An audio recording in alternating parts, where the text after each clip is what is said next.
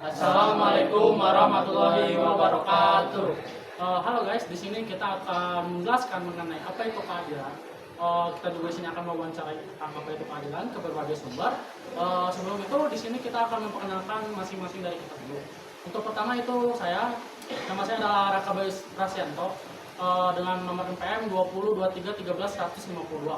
Selanjutnya ada teman di sebelah saya Aditya dengan NPM 2023 131 0054 bukan saya.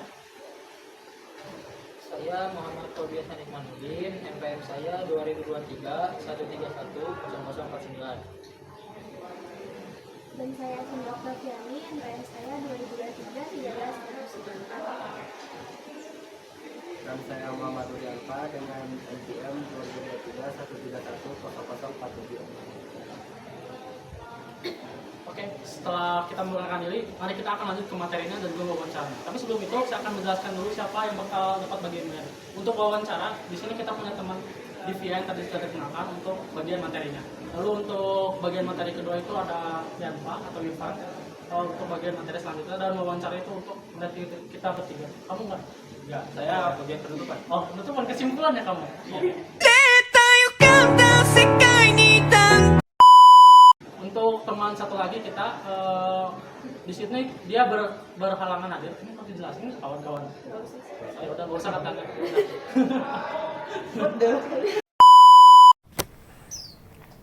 Pancasila sebagai dasar ideologi atau landasan hukum Negara Kesatuan Republik Indonesia memiliki makna keadilan dalam sila kelima, yaitu keadilan atau adil memiliki arti yaitu saat menjalankan kewajiban dalam memakmurkan segala kebutuhan masyarakat negara, tidak boleh berpihak pada satu kabilah, suku, ras maupun daerah tertentu. Sebab makna dari keadilan sosial adalah ketika akses pendidikan, pekerjaan, dan penghidupan yang layak dapat dirasakan oleh seluruh rakyat Indonesia, seperti yang terdapat pada bunyi di akhir kalimat sila kelima, yaitu keadilan sosial bagi seluruh rakyat Indonesia. Adil sendiri itu juga memiliki pengertian lain, yaitu ketika negara kita berlandaskan pada demokrasi, mampu mengakui dan menjunjung tinggi kedaulatan yang dimiliki oleh rakyat dan mengutamakan prinsip keadilan, baik secara keadilan sosial maupun secara hukum dalam lembaga perwakilan rakyat. Sebuah lembaga yang dipercaya oleh masyarakat akan mampu menampung segala usulan, aspirasi, permintaan, dan juga kritik dari mereka yang hanya merasa sebagai orang biasa di tanah pertiwi. Penegakan hukum adalah upaya perwujudan gagasan tentang keadilan, kepastian hukum, dan kesejahteraan sosial.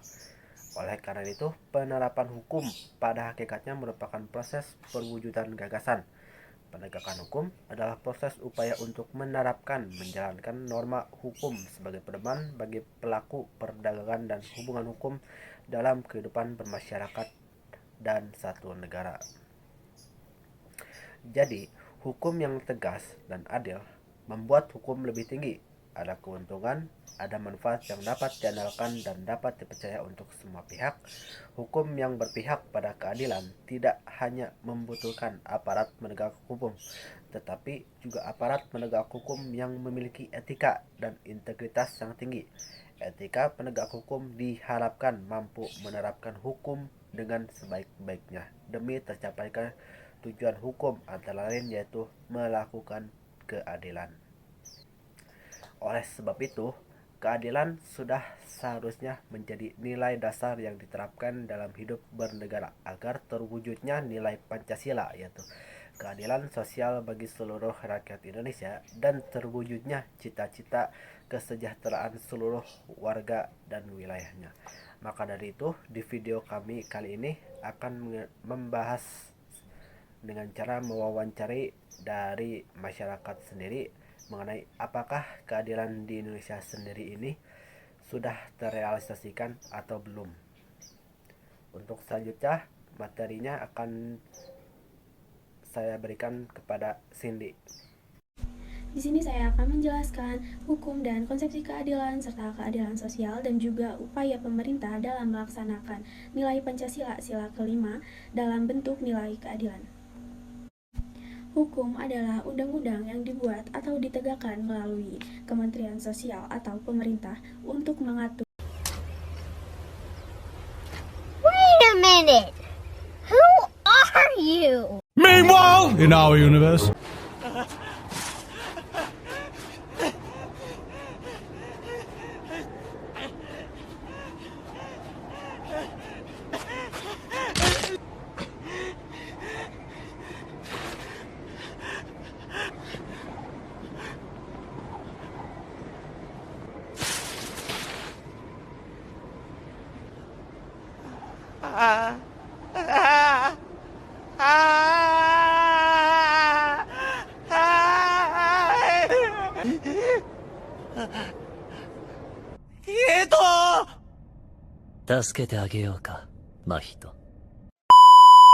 perilaku masyarakat.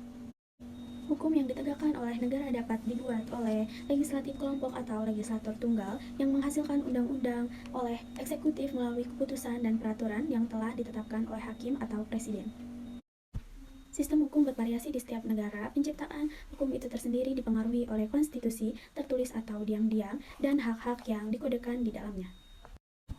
Hukum membentuk politik, ekonomi, sejarah, dan masyarakat yang berfungsi sebagai mediator hubungan antar manusia, seperti yang telah kita ketahui bahwa hukum juga bekerja dalam mengatur keadilan.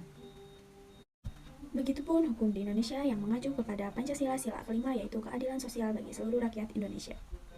Yang dimaksud dengan keadilan itu sendiri adalah pengakuan serta perlakuan yang seimbang antara hak dan kewajiban. Kemudian keadilan sosial. Keadilan sosial merupakan hak bagi seluruh warga Indonesia yang hidup bersama di dalam negara ini. Perlakuan hukum tidak dibedakan antar golongan atas maupun bawah. Semua berhak untuk mendapatkan hukum yang adil dan setara antar satu sama lainnya. Inti dari keadilan sosial merupakan perwujudan yang terkandung dalam proklamasi kemerdekaan yang tercantum dalam Undang-Undang Dasar 1945 sesuai dengan kenyataan yang adil. Artinya, memenuhi dalam segala sesuatu haknya dalam kaitannya hidup berdampingan dengan sesama. Keadilan sosial harus ada di dalam hidup, dan keadilan sosial merupakan syarat mutlak serta penting yang harus ditanamkan di dalam hati manusia, yaitu manusia sebagai makhluk individu dan juga sebagai makhluk sosial, sehingga semua manusia adalah sama adanya. Kemudian salah satu upaya pemerintah dalam melaksanakan nilai Pancasila sila kelima dalam bentuk nilai keadilan. Salah satunya adalah Kemensos atau Kementerian Sosial yang bertanggung jawab dalam program prioritas pemerintah mengakselerasi penanganan kemiskinan. Penanganan kemiskinan dilakukan dengan penyaluran bansos reguler atau yang disebut bantuan sosial. Seperti program Keluarga Harapan atau PKH yang menjangkau 10 juta penerima manfaat, serta program sembako yang menjangkau 18,8 juta penerima manfaat. Penerima manfaat adalah kelompok miskin yang terdaftar di Data Terpadu Kesejahteraan Sosial atau yang disebut DTKS. Inilah upaya pemerintah untuk meningkatkan kesejahteraan saudara kita prasejahtera. Menteri Sosial juga memperkuat kemandirian ekonomi keluarga prasejahtera melalui program Pahlawan Ekonomi Nusantara atau PENA serta Rumah Sejahtera Terpadu atau yang disebut RST. PENA mendorong penerima PKH untuk mengembangkan usaha dan tidak tergantung dengan bansos atau bantuan sosial, sedangkan RST adalah merenovasi rumah dan memberikan bantuan usaha. Selain itu, Kementerian Sosial juga memastikan kesetaraan hak terhadap penyandang disabilitas sesuai dengan kebutuhan dan juga ragam disabilitasnya. Pemenuhan aspek keadilan juga diwujudkan dengan layanan negara yang menjangkau wilayah terdepan, terpencil, dan tertinggal atau yang disebut 3T. Untuk mengakselerasi dan meningkatkan kesejahteraan wilayah 3T sejajar dengan saudara sebangsa di wilayah lain, Kementerian Sosial meningkatkan pelayanan pada program komunitas adat terpencil atau yang disebut KAT. Oke, pada materi sudah saya jelaskan bersama rekan saya, kemudian akan dilanjutkan dengan wawancara selanjutnya bersama rekan-rekan saya selanjutnya. Sudah 3 udah. Ngobrolnya apa namanya? Ini saya pas lagi. Indri. Ya. Itu apa sih ini langsung Kesan mana ikuti alur aja weh paling dari tengah. Satu, dua, tiga. Oke, di sini ada narasumber kita. Dia adalah seorang tukang makaroni di depan kampus. Sebelum kita wawancara, di sini kita akan memperkenalkan namanya dulu. Bapak dengan nama siapa ya, Pak? Nama Faridin. Faridin. Oke. Di sini kita akan menanyakan beberapa pertanyaan mengenai tentang keadilan dan Indonesia. Oke, pertanyaan pertama, menurut Bapak, apakah keadilan di Indonesia itu sudah terlaksanakan gitu Pak? Biasanya belum sana. Apa gitu, kenapa gitu? Soalnya kan masalah bantuan kadang-kadang ada yang nyampe, ada enggak. Soalnya saya belum pernah kebagian. Belum Kalau- dapat. Jadi menurut Bapak ini katanya kalau bantuan-bantuan itu masih kurang terarah ya guys. Masih kurang terarah. Dan juga by the way Pak, Bapak mempunyai seorang anak atau seorang putra atau apa? Punya anak 3. Eh, Empat. Empat. Untuk pendidikannya kayak gimana? Pendidikannya ya udah pada keluar. Udah pada keluar 3, yang satu masih sekolah. Untuk misalkan Bapak jualan-jualan gini suka ada problem atau apa atau lancar. Alhamdulillah nggak ada. Lancar-lancar. Oke, untuk pertanyaan segitu aja Pak. Makasih Pak atas waktunya. Sekian.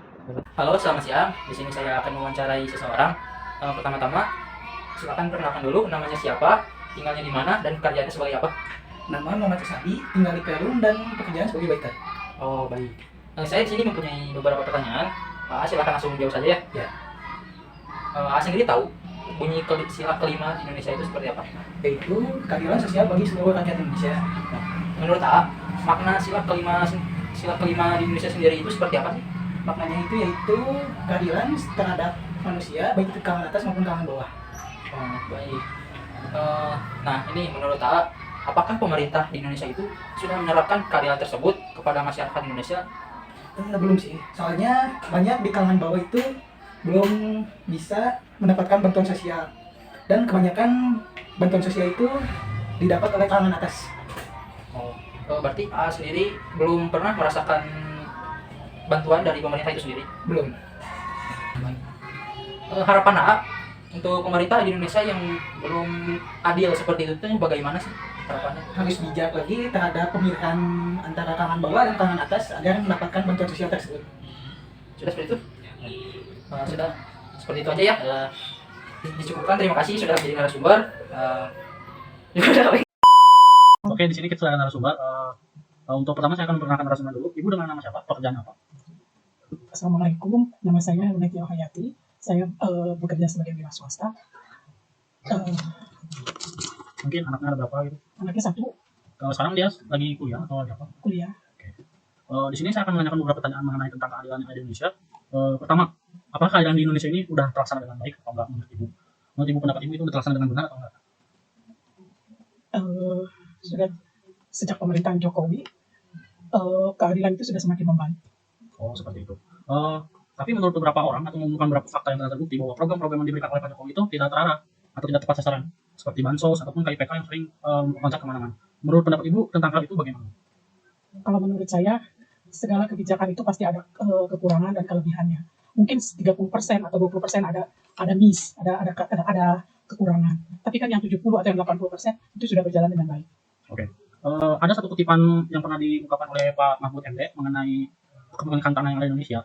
Beliau berkata bahwa 1% orang Indonesia itu menguasai 99% tanah di Indonesia dan sisanya 75% tanah di Indonesia. Dan sisa 25% itu diperebutkan oleh 99% para warga Indonesia. Menurut pendapat Ibu kan itu ada kesenjangan sosial yang sangat cukup tinggi kan? Oleh karena itu, bagaimana pendapat Ibu mengenai hal itu, perebutan tanah yang sangat menggila-gila di Indonesia? Setahu saya, pernah saya dengar dari debat dulu, tanah memang yang dikuasai oleh oleh sebagian kecil orang itu bukan tanah infak, tapi tanah hak guna usaha HGU, tanah HGU. Jadi maksud mungkin yang saya tahu HGU itu hak guna usaha, itu bukan milik dia tapi milik pemerintah tanah itu untuk tetap aja untuk kemakmuran kesejahteraan rakyat banyak. Daripada tanah itu dikuasai oleh asing, lebih baik oleh pemerintahan Indonesia yang betul-betul orang Indonesia walaupun itu sifatnya HGU. Oke. Saya tahu bahwa sekarang itu Indonesia dalam krisis pangan kan mengenai beras gitu. Banyak Indonesia sudah mulai impor ke luar negara. Bagaimana menurut pendapat Ibu bahwa Indonesia kan itu negara yang besar kan, negara yang sangat besar, tapi mereka tidak bisa memproduksi bahan pangan mereka, bahkan bahan pangan dasar atau bahan itu nasi tidak bisa mereka produksi sendiri. Sedangkan lainnya banyak seperti negara India, Thailand, dan negara-negara lain mulai tidak ingin mengimpor lagi ke negara Indonesia, dan itu akan menjadi inflasi besar-besaran untuk negara Indonesia karena harga beras pasti akan naik karena terlarangnya dicukupinya impor di negara-negara lain. Misalkan ini terjadi dan hal itu terdampak di Indonesia, bagaimana menurut pendapat Ibu? Ya kalau menurut saya sebetulnya program pemerintah sudah bagus ya dengan adanya food estate, walaupun hasilnya kan sekarang belum kelihatan karena itu tidak bisa dilihat secara cepat gitu ya. Itu udah merupakan usaha pemerintah Indonesia untuk swasembada beras. Jadi kita ikutin aja program pemerintah sampai di mana. Itu salah satunya mungkin food estate yang dia ributkannya. Kalau menurut saya itu bagus ya. Cuman kita nggak bisa mengklaim harus ini karena kan kita terbentur oleh cuaca, terbentur oleh mungkin pupuk, ya. Kemudian kemarin kan ada COVID. Nah itu kita harus bijaksana melihat itu. Tapi ada usaha pemerintah untuk swasembada beras lagi. Harapan Ibu untuk pemerintah menjalani program berikutnya, maksudnya tuh harapan Ibu apa yang harus dilakukan pemerintah untuk kedepannya? Harapan saya ya kedepannya teruskan visi Indonesia Maju. Itu sudah bagus program-programnya, terutama KIPK ya, itu membantu mahasiswa-mahasiswa yang pintar tapi tidak mampu. Kemudian bansos juga itu sangat membantu karena memang kan kita kekurangan beras. Bansos itu bukan bagi-bagi tapi kita karena kekurangan beras. Nah, lanjutan yang bagus ya, itu aja. Oke, terima kasih atas waktu yang telah Ibu berikan. Sekian dari kita, maaf kalau ada salah-salah kata. Sekian. Selanjutnya dilanjutkan oleh teman saya. Oke, jadi untuk kesimpulannya dari materi diwawancara kali ini adalah masih banyak hal yang perlu dibenahi dalam merealisasikan keadilan di Indonesia, seperti kelakuan aparat yang tidak terpuji dan juga hukum yang masih lebih membuat keadilan di Indonesia menjadi sebuah keadaan fantasi untuk direalisasikan. Tapi hal ini sedikit demi sedikit mulai dibenahi, khususnya dengan program-program dan pemerintah yang mulai fokus dalam memaksimalkan SDM di Indonesia. Untuk kasus wawancara, dari ketiga narasumber memiliki pandangan yang berbeda tentang keadilan di Indonesia. Ada yang kontra dan juga ada yang pro. Hal ini cukup wajar karena keadilan itu sifatnya abstrak, nilainya dapat berubah tergantung dari orang, waktu, dan juga keadaan. Untuk pihak yang pro, mereka merasa terbantu dengan program-program pemerintah seperti KIPK, bansos, food estate, dan untuk pihak yang kontra merasa bahwa program dari pemerintah masih kurang tepat sasaran dan juga tidak efisien. Mungkin segitu saja kesimpulan singkat dari kami. Kami berharap Indonesia menjadi negara yang lebih adil dan demokratis. Dan semoga ke depannya kita bisa menjadi salah satu negara penopang dunia. Sekian dari saya. Selanjutnya sepatah dua patah kata dari teman saya akan menutup video kali ini. Terima kasih. Sekian dari kelompok kami. Mohon maaf bila ada penyampaian maupun tutur kata kami dalam penyampaian materi maupun dalam wawancara. Mohon maaf sebesar-besarnya. Sekian dari kami. Wassalamualaikum warahmatullahi wabarakatuh.